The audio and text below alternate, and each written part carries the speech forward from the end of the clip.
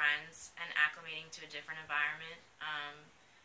Prior to here, I went to a very large university and was an athlete, and I decided to leave the athletics. So coming to a new school where I wanted to do service and explore other leadership opportunities and just other service opportunities in general. You know, getting used to everything, meeting people, and just keeping up with the whole college experience.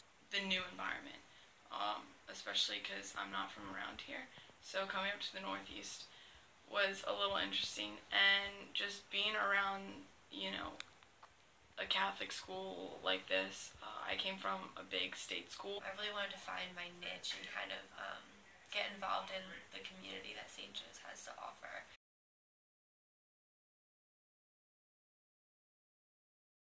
Really just trying to get everything, like in terms of paperwork, like all together, because I kind of got my acceptance pretty late, and so I had like a little bit of time to squeeze in with all the paperwork and getting like my documents from my old school. Well, during the transfer process, not all of my credits transferred, so I actually was behind a semester coming in, but I was able to make up those credits.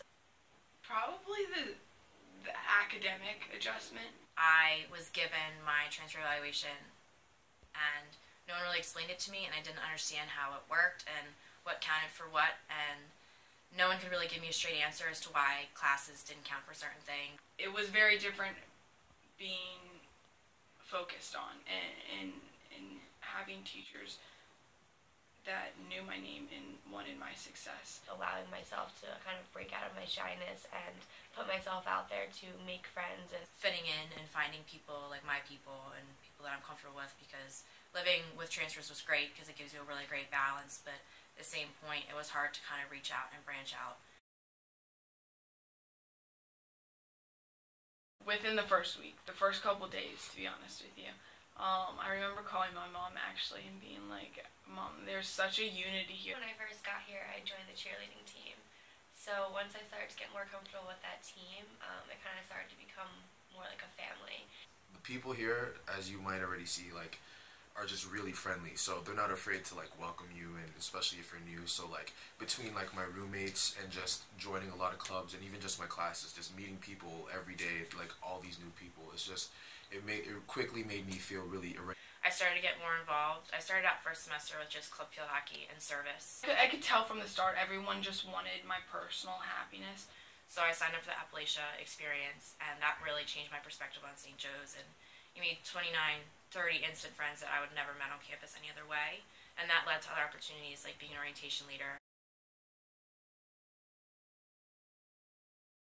I think advising also needs to step up, and I know it's a lot to ask in the summer or even doing a winter transition, but just a phone call or email to say if you have any questions or if you have 5 minutes for me to explain. I think having different student leaders come in and talk to us, or, you know, be at our disposal.